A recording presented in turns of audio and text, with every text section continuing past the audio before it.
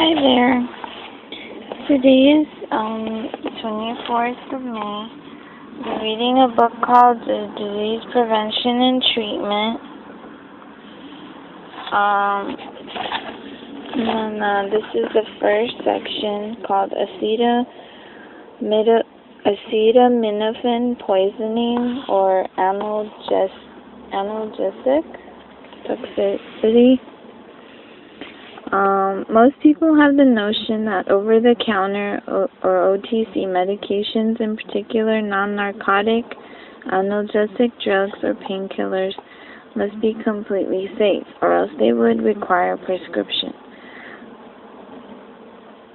Some OTC pain medications, such as aspirin and non-steroidal anti-inflammatory drugs, NSAIDs, do have beneficial effects. Aspirin has long been recommended for use by heart patients, and ibuprofen has been found to slow the progression of Alzheimer's disease and some cancers. These drugs are recommended by the Foundation for use in treating those diseases. However, acetaminophen, sold under Tylenol and other brand names, has dangerous side effects that most people are not aware of.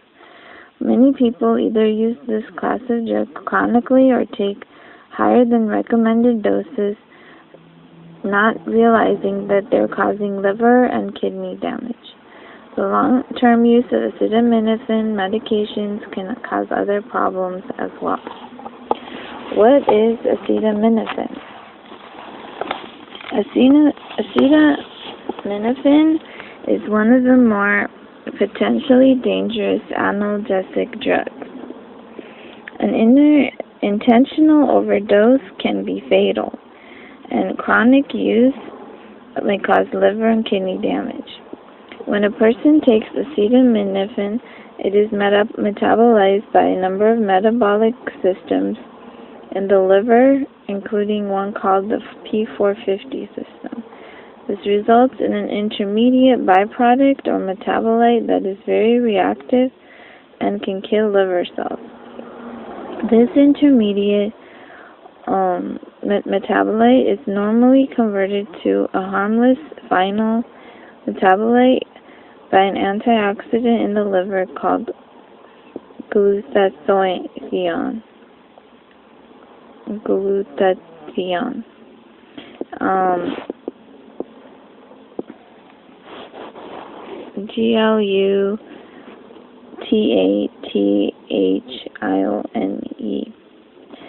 A large dose of acetaminophen reduces the glutathione supply, resulting in progressive necrosis of the liver, sometimes evidenced in as little as 5 days. Alcoholics and those on certain medications that stimulate the 450 system are a particular risk because with increased P450 activity, more toxic intermediate is created than there is glutathione available to further metabolize it to something harmless. Although not fatal, chronic acetaminophen use decreases the functional capacity of the liver. Acetaminophen can also cause permanent kidney damage when taken over extended periods of time. This damage can be lethal to those with underlying kidney disease. The Food and Drug Administration does not require the manufacturers of Tylenol and other brands of acetaminophen to adequately warn people with kidney disease to avoid this pain medication. However, for those in chronic pain who cannot find relief from natural pain relief therapies, it is suggested that Tylenol and other brands of acetaminophen be used sparingly. To illustrate how dangerous acetaminophen can be, studies show that people who use acetaminophen on a regular basis more than doubled their risk of kidney cancer. Kidney cancer is very difficult to treat. The liver, kidney, heart, muscle toxicities and the cancer risks of analgesic drugs have not been reported by most media sources, which reap tremendous profits from the advertising of pain relief products. Acetaminophen poisoning is a toxic reaction resulting from the ingestion of excessive doses of the drug. In adults, dosages exceeding 10 to 15 grams can produce liver failure, and dosages exceeding 25 grams can be fatal. Symptoms such as nausea, vomiting, profuse sweating, pallor, oliguria, or scanty amounts of urine are associated with the onset of acetaminophen poisoning.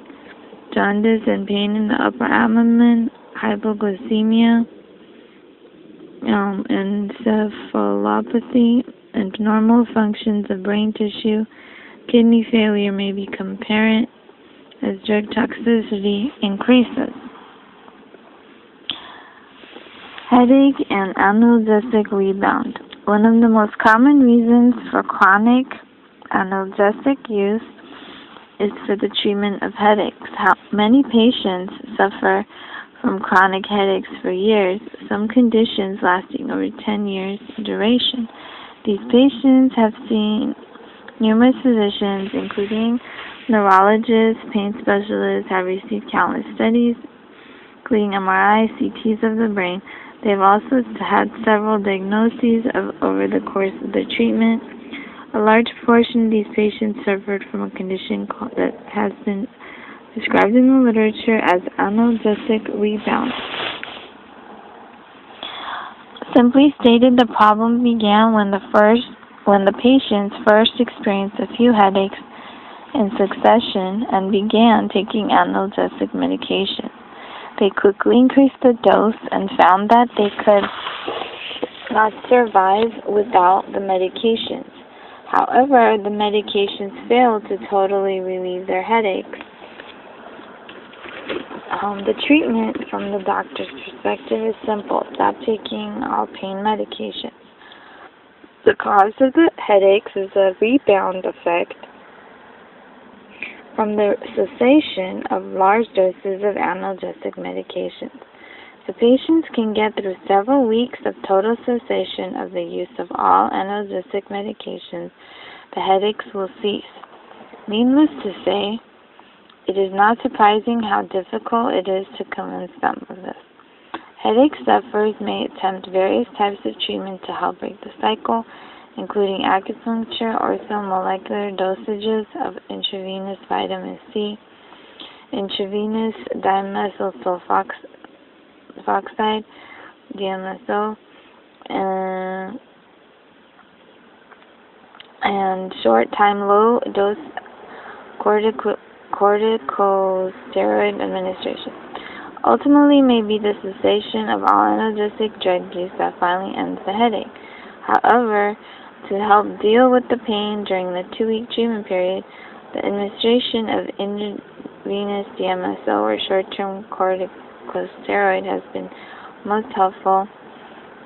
Next to cold turkey, intravenous DMSO is probably the best way to go.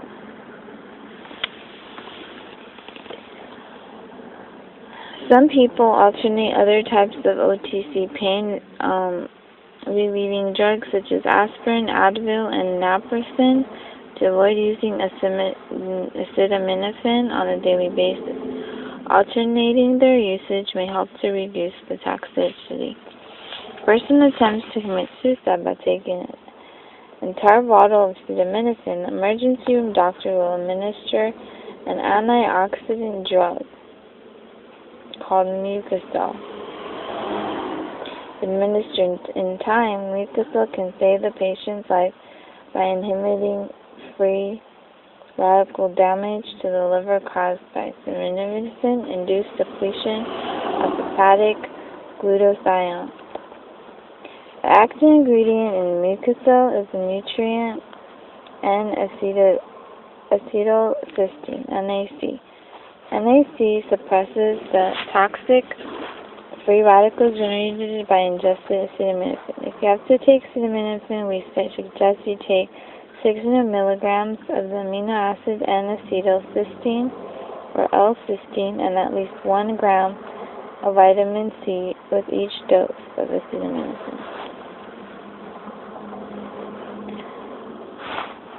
Now, when using the drug Mucosal N-acetylcysteine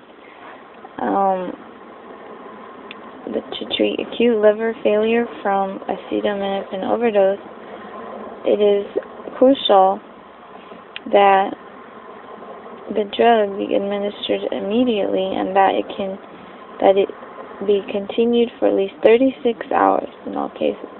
Optimal results occur when NAC is administered within 10 hours of overdose. NAC is also effective when given after 15 hours. Treatment with NAC should not be discontinued until all clinical signs of toxicity have subsided. Permanent liver injury can occur if NAC therapy is discontinued too soon. Patients who develop chronic liver failure should be treated with a prolonged course of NAC under physician care. Another approach to protecting against free radical liver damage to take 1 capsule of a multi-nutrient formula that contains glutathione, vitamin C, and cysteine. This antioxidant formula will provide significant protection to the liver. Additionally, for those who mistake acetaminophen chronically, the herb milk thistle or psilocybin may offer some liver protection by increasing the amount of the protective antioxidant glutathione. For those whose liver function has been compromised by analgesics or other toxins, treatment with S-adenosylmethionine may help to repair the liver. There are no nutrient supplements known to protect against acetaminophen-induced kidney damage, although the amino acid taurine, a high dose of vitamin E succinate might be helpful. Taurine and vitamin E succinate. Okay.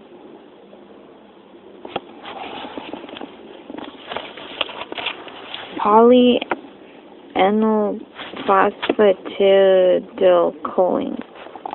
It's a 94 to 94.5% pure mixture polyunsaturated phosphatidylcholines extracted from soybeans that appears to protect against liver injury evoked by fibrosis, oxidative stress, medicinal poisoning, or alcohol abuse. When taking high doses of analgesics such as ibuprofen, aspirin, naproxen, or prescriptive anti-inflammatory drugs, PPC can assist in protecting the gastric mucosa, making the stomach less vulnerable to irritation, inflammation, and ulceration.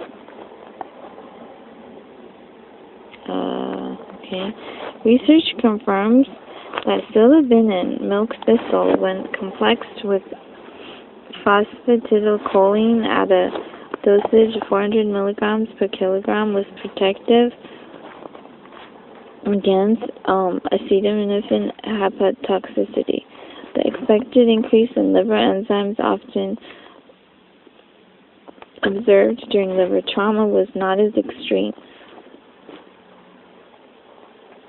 when psilocybin and phosphatidylcholine was administered, which is soybean and milk thistle. The protective effect of psilocybin is probably related to its antioxidant activities and to stimulating the hepatic synthesis of RNA and proteins. Psilocybin is milk thistle. The source of the phosphatidylcholine also determines its effectiveness. Soybean-derived administered 2 hours prior to acetaminophen lessen the increase in serum transminase activity, whereas egg yolk phosphatidylcholine failed to protect against hepatotoxicity.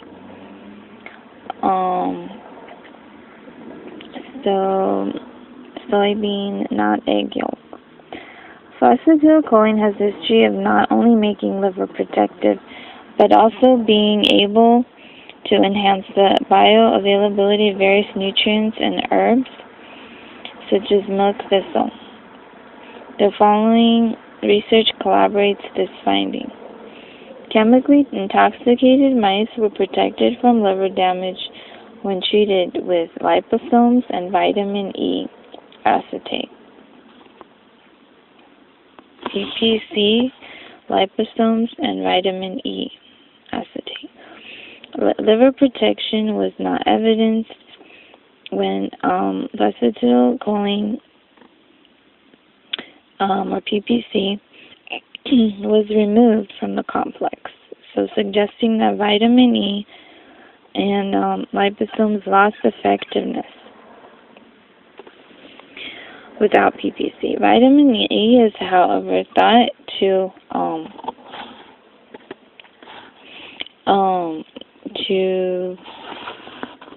improve the protective spectrum, illustrating the usefulness of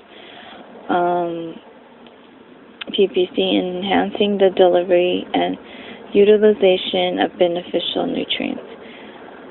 Acetaminophen poisoning is not unlikely any other massive assault upon the liver caused by substances known to degrade liver performance. Protocols to assist the liver in recovery from diverse poisons may have universal applications, such as the treatment of an alcoholic liver. A study determined that PPC decreased the activity of CYP2E1, a toxic part of the cytochrome P450 family that can mutate DNA. It was also shown that PPC opposes hepatic oxidative stress and fibrosis.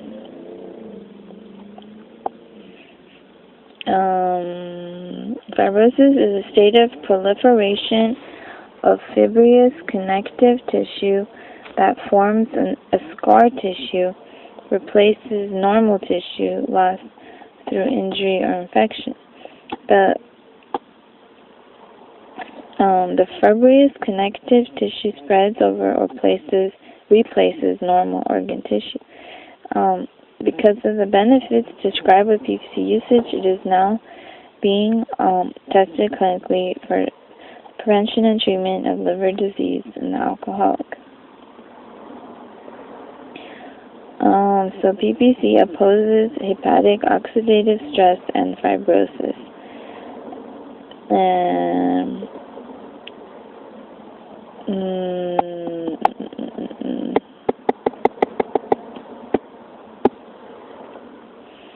Well, okay, let's see.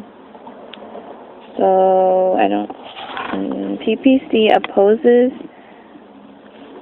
fibrosis, and fibrosis is proliferation of fibrous connective tissue that forms a scar tissue, replacing normal tissue lost through infection or injury.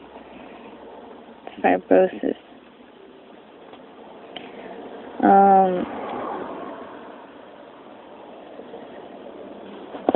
Okay.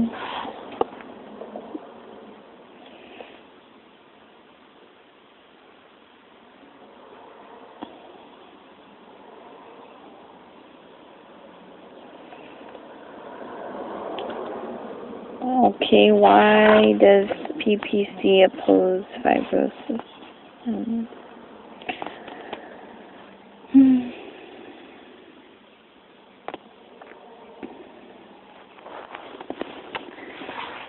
Okay, well, summary.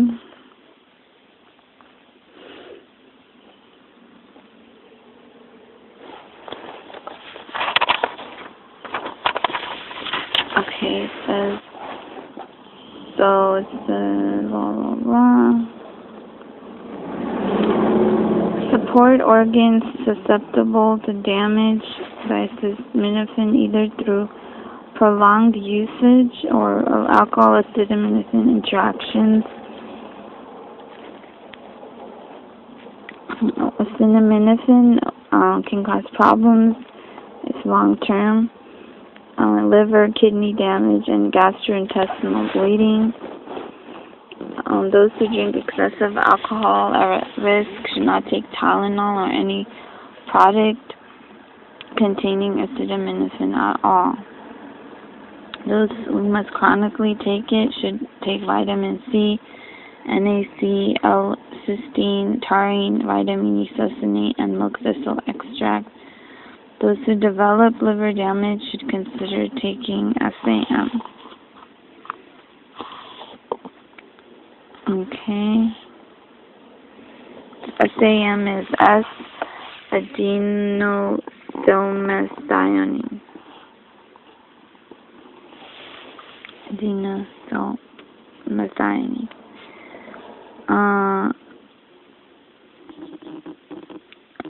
So, overdose can cause hospitalization.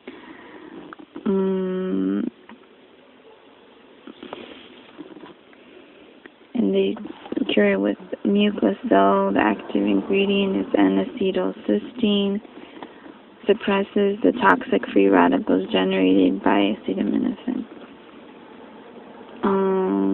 L-cysteine or N-acetylcysteine should be taken with at least 1 gram of 1 gram of vitamin C with each dose of acetaminophen.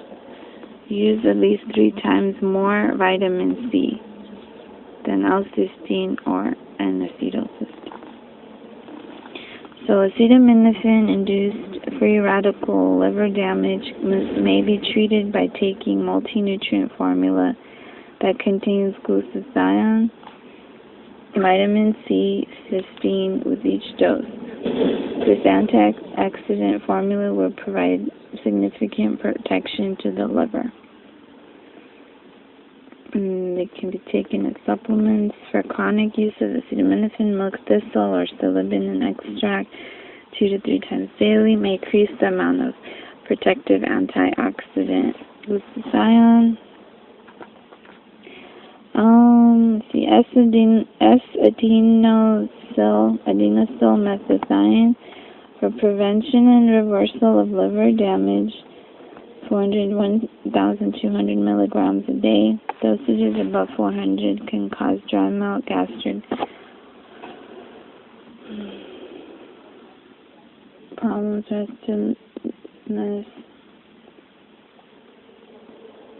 Taurine supports the kidney under stress, 1,000 to 3,000 milligrams a day. Vitamin E succinate supports the kidney under stress. Polyanylphosphatidylcholine, 1,800 milligrams a day, protects the liver from noxious materials. Chronic use of analgesic drugs to treat headaches may actually be the cause of the headaches. So try stopping all use of these drugs. If this proves to be difficult, consult with a physician who utilizes intravenous DMS or would consider short-term administration of corticosteroids. Let's see.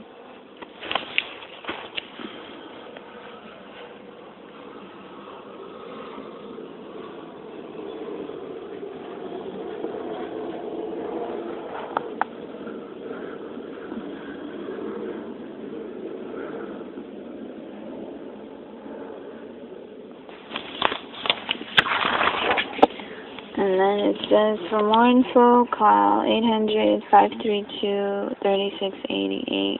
Find a physician in your area who uses intravenous DMS.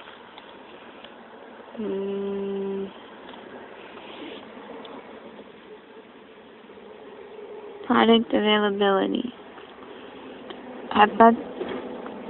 PPC, NAC, L-cysteine, vitamin C, glutathione, L-glutathione, silibin, and SAM, taurine, vitamin E are available by phoning 800-544-4440 or order online www.lef.org.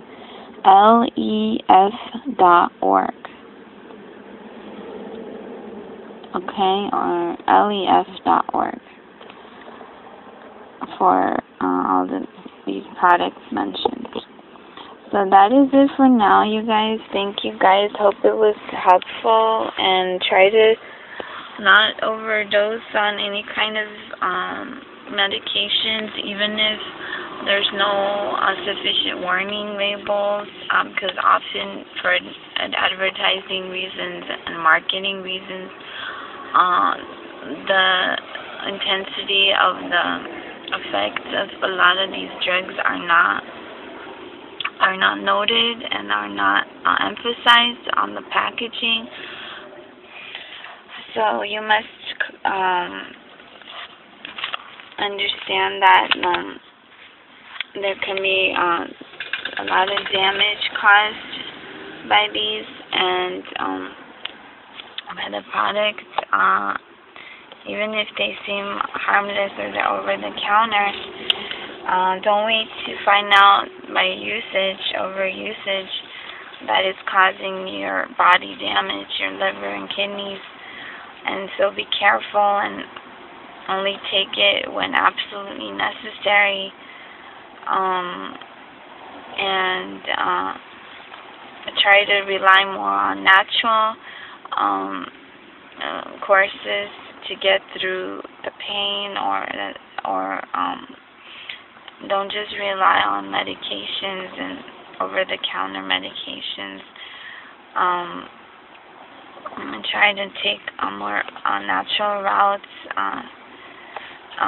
to curing yourself, and in the long run, those can be more beneficial to you instead of just relying on these drugs that may have a short-term effect, but in the long run cause you more damage.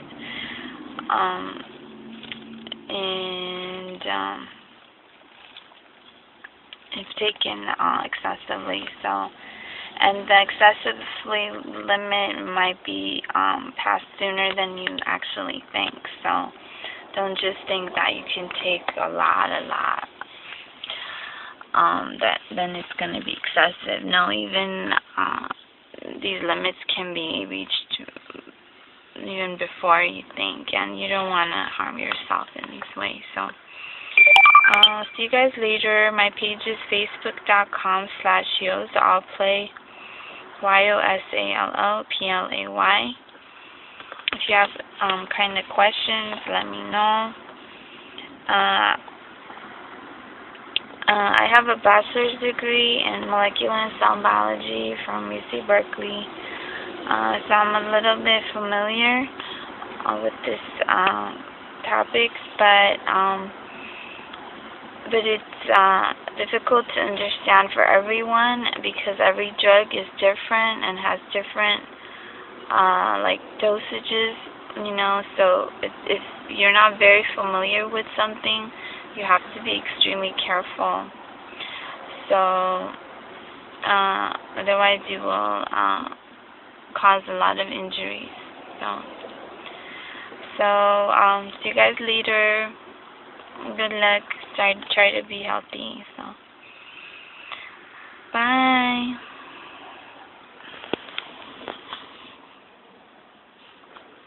This was from Disease Prevention and Treatment.